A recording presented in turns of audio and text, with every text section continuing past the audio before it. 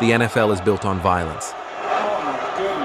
But when that violence leaves the field, it becomes chaos. From Antonio Brown brawling at a public event,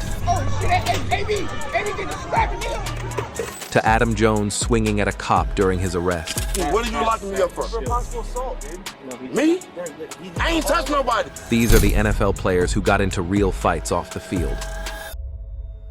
Mark Sanchez played 10 seasons in the NFL. Drafted 5th overall by the New York Jets in 2009, he quickly made a name for himself, leading the team to back-to-back AFC championship games. Sanchez also spent time with the Eagles, Cowboys, Bears, and Redskins before retiring in 2019. After football, he became a Fox Sports analyst, calling games across the league. But one night in Indianapolis, Sanchez got into a fight no one expected. Around 12:30 a.m., he approached a 69-year-old truck driver working at a hotel loading dock. Sanchez was reportedly slurring his words and smelled of alcohol. Security footage showed him running after the man, grabbing him and throwing him against a wall. The struggle continued near a dumpster, with Sanchez tossing the driver to the ground. At one point, he tried climbing into the truck and blocked the man from calling his manager. Fearing for his life, the driver pulled out pepper spray and sprayed Sanchez in the face. Sanchez wiped it off and advanced again. Then the driver drew a knife and stabbed Sanchez multiple times in the upper right torso. Sanchez froze in shock, then fled down the alley. The driver suffered a cut on his cheek, but survived. Police arrived at the scene and found both men hospitalized. Sanchez told authorities he barely remembered the fight and didn't know who else was involved. He was arrested at the hospital on 3 misdemeanor charges: battery with injury, unauthorized entry of a motor vehicle, and public intoxication. Police also seized his phone and clothes for evidence. The investigation remains ongoing, with the Marion County Prosecutor's Office reviewing the case. Now, the next guy has an even crazier story. Jabril Peppers. Jabril Peppers is a professional football safety for the Pittsburgh Steelers. He played college football at Michigan, where he was a 2-time All-American, earned unanimous All-American honors in 2016, and was named Big Ten Defensive Player of the Year, Linebacker of the Year, and Return Specialist of the Year. Peppers was drafted in the 1st round by the Cleveland Browns in 2017. He has also played for the New York Giants and the New England Patriots. However, off the field, Peppers ran into serious trouble. On October 5, 2024, he was arrested in Braintree, Massachusetts, facing charges of domestic violence and drug possession. Authorities said the incident involved an alleged assault against a woman at his home. According to police reports, the woman accused Peppers of grabbing her by the neck, slamming her against the wall, and pushing her downstairs after another man repeatedly called her phone while she was at Peppers' residence. Videos shown during the case reportedly captured Peppers asking the woman to leave his house, with police noting she refused medical attention at the time. Following his arrest, Peppers was placed on the NFL Commissioner's exempt list and missed 7 games. He later returned, but only appeared in 2 of the Patriots' final 5 games due to foot and hamstring injuries. 5th of October, court's been entered not guilty pleas on all counts. Peppers denied the allegations, taking the stand to say he believed the accuser was trying to sabotage his career. He also admitted to drug possession, which was continued without finding, meaning the charge would be dropped if he stayed out of trouble. The trial concluded on January 24, 2025, with Peppers acquitted of all charges. On the other hand, this next NFL player caused chaos that ended with him attacking a cop. Adam Jones. Adam Jones, better known as Pac-Man, was born on September 30, 1983. He played 13 seasons in the NFL as a cornerback and return specialist. Jones starred at West Virginia before being drafted 6th overall by the Tennessee Titans in 2005. His career was marked by talent on the field, including a first-team All-Pro selection in 2014 and a Pro Bowl nod in 2015 with the Cincinnati Bengals. Off the field, however, Jones's life was turbulent. He was suspended twice by the NFL, NFL, once for the entire 2007 season, and again in 2008 due to off-field conduct. Over his career, he was arrested more times than any other NFL player in the 21st century. Furthermore, on June 7, 2025, he was arrested in Covington, Kentucky, following a late-night altercation at the second-story bar. Police were called for a disturbance between a customer and an employee. Officers found Jones attempting to leave the bar with a glass of wine. Body cam footage shows Jones resisting police and getting into a confrontation while being detained. What am I under detained for? I'm asking, what are you locking me up for? Responsible assault, dude. Me? I ain't touched nobody. According to police reports, Jones allegedly assaulted a bouncer who tried to stop him from leaving. While being transported to the Kenton County Detention Center, Jones reportedly swung his elbow upward and struck the arresting officer in the lip. He was charged with public intoxication, second-degree disorderly conduct, and third-degree assault on a police officer. Court documents show Jones posted a $10,000 bond and pleaded not guilty, denying the allegations. His attorney argued the arrest reflected overzealous policing. Next, we have an NFL player who hit a woman with the same force he'd use against a man. Ray Rice.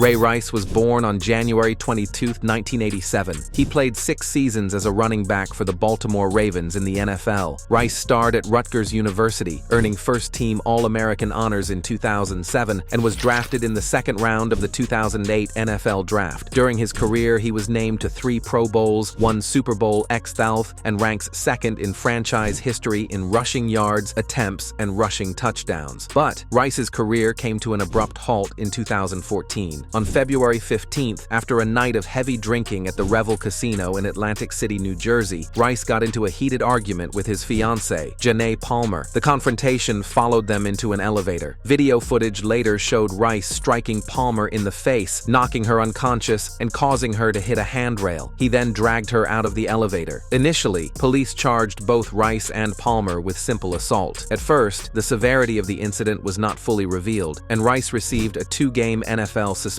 But when TMZ released the elevator video in September 2014, public outrage exploded. The footage showed the full force of the punch and the brutality of the assault, leading to criticism of the NFL for its leniency. The Baltimore Ravens immediately cut Rice from the team, and the NFL suspended him indefinitely. Criminal charges of third-degree aggravated assault were filed, carrying potential jail time and fines. However, Rice married Palmer 6 weeks later, and the charges were eventually dropped after he completed court-supervised counseling. Still, the incident sparked major changes in the NFL. Commissioner Roger Goodell revised the league's personal conduct policy, implementing stricter punishments for domestic violence, including a 6-game suspension for a first offense and a lifetime ban for a second. Moving on, we have a wild NFL player who will shock you: Kareem Hunt.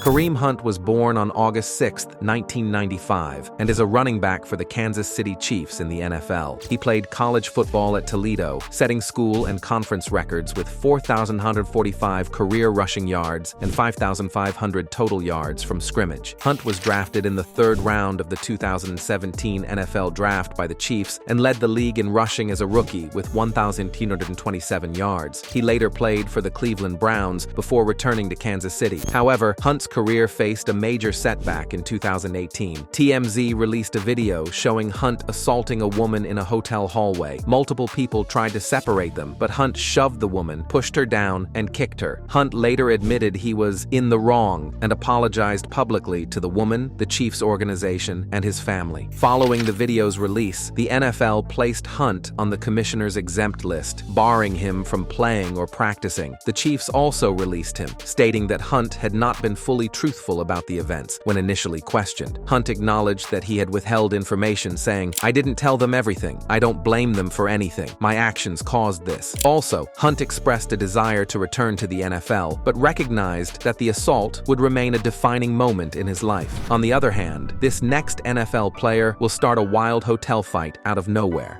Alvin Kamara.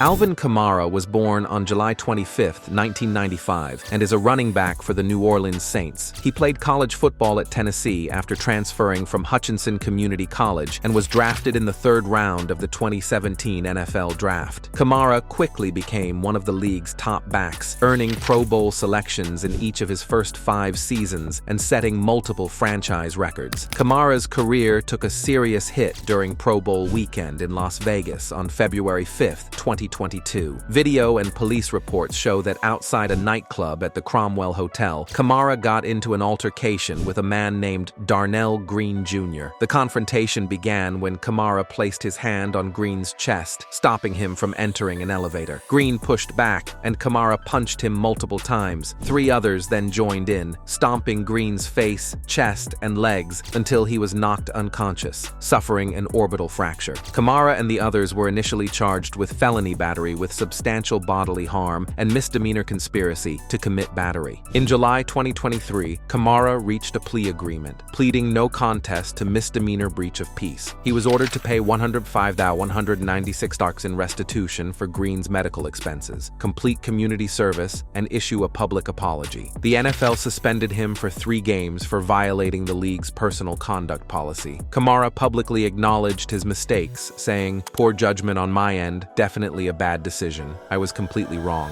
Moving on, we have a fight that shouldn't have happened, but ended with a shocking twist. Cam Newton.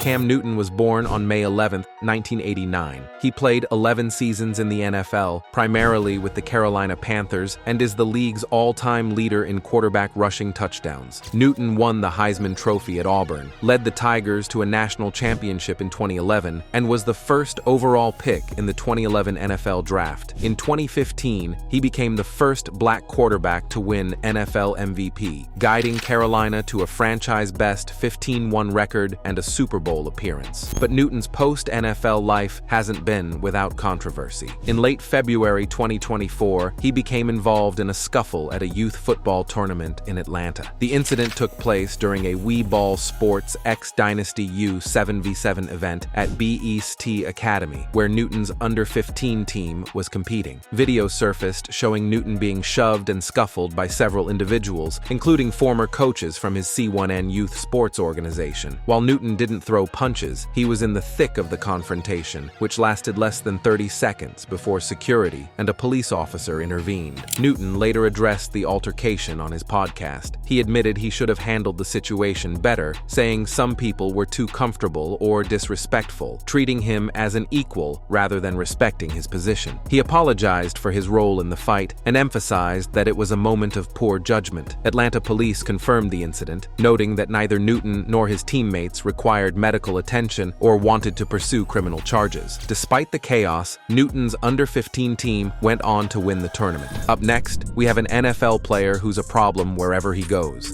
Antonio Brown.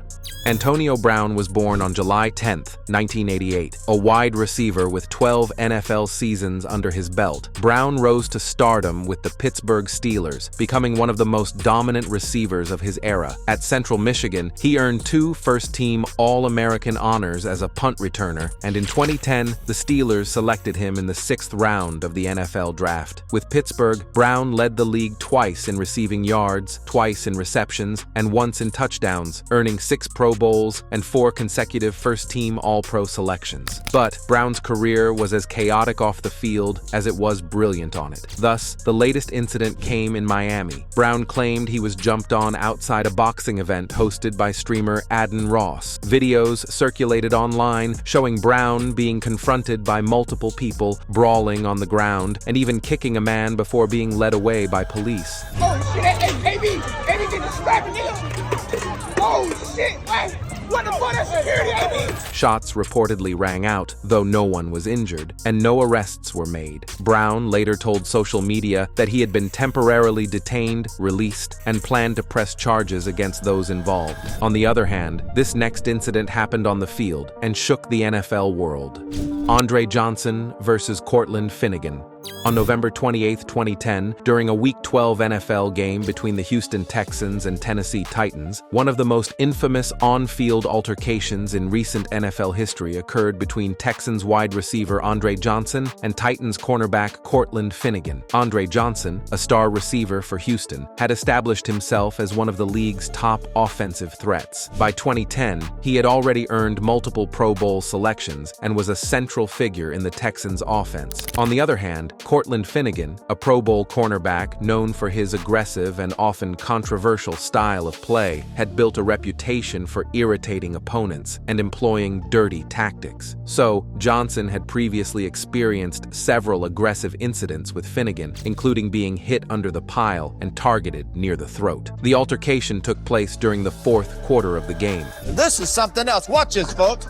Now you talk about a fight. This is serious stuff. On a running play, Finnegan jammed Johnson at the line of scrimmage, making contact with his head and neck. Johnson, frustrated by years of repeated provocations, reacted by removing Finnegan's helmet and striking him multiple times before officials intervened. Both players were quickly separated and ejected from the game. The NFL reviewed the incident and fined each player $25,000 for their involvement. Despite the fight, Johnson continued his career at a high level, eventually surpassing 1,000 career receptions and 70 touchdowns. He retired in 2016 and was later inducted into the Pro Football Hall of Fame in 2024, becoming the first player to start his career with the Texans to earn that honor. Moving on, we have another on-field fight that cost players big suspensions. Albert Haynesworth versus Andre Garode. On October 1, 2006, during a game between the Tennessee Titans and Dallas Cowboys, Titans defensive tackle Albert Haynesworth stomped on Cowboys center Andre Garode's head in one of the most infamous on-field incidents in NFL history. Right there. Oh my God. Wow, that's uncalled for, man. That is unbelievable.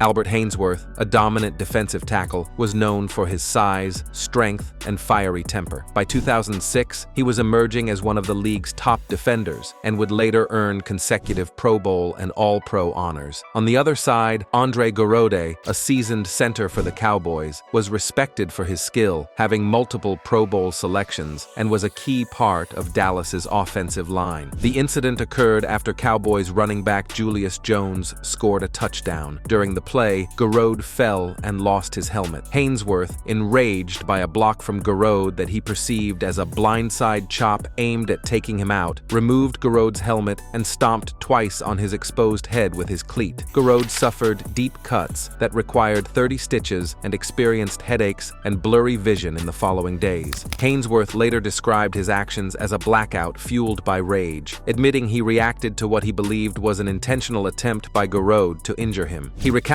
that his coach, Jim Washburn, encouraged him to retaliate, which added to his heightened aggression in the moment. Haynesworth was immediately penalized 15 yards for unsportsmanlike conduct, then another 15 yards and ejected after throwing his helmet. The NFL suspended him for 5 games, the longest on-field suspension at the time, costing him approximately $1.1 million in salaries and bonuses. Both players later expressed remorse. Haynesworth called his actions disgusting, while Garode considered the situation behind them, and no criminal charges were filed. Next, we have 2 NFL players who got into a fight on the field and somehow ended up friends.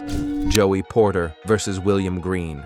On November 14, 2004, before a game between the Pittsburgh Steelers and Cleveland Browns at Cleveland Browns Stadium, a pre-game altercation occurred between Steelers linebacker Joey Porter and Browns running back William Green. Approximately 45 minutes before kickoff, tensions flared at midfield during warm-ups. According to eyewitness accounts and video footage, the incident began when Green spat at Porter, who responded by throwing a punch. Both players had removed their helmets, and the situation quickly escalated into a physical fight. 2 teams were out warming up. Right in the middle there, that is Joey Porter, number 55, William Green, number 31, the running back for the Browns, and they are exchanging blows. Browns fullback Terrell Smith also became involved in the scuffle before coaches and teammates intervened, separating the players and returning them to their respective locker rooms. Green sustained a cut to his lip during the exchange. Both Porter and Green were ejected from the game before kickoff kickoff and were not allowed to participate. On November 16, 2004, the NFL issued fines for all three players. Porter, Green, and Smith were each fined $10,000. The league emphasized its zero-tolerance policy for on-field violence even during pre-game warm-ups, highlighting the intensity of the Steelers-Browns rivalry. Both players later addressed the incident publicly. Green expressed regret and confirmed that he had spoken with Porter after the game to clear the air. Green also shared insights about the challenges players face with discipline and suspension, explaining that being removed from team environments during suspensions can exacerbate personal struggles. Now, the next on-field fight shook the NFL to its core.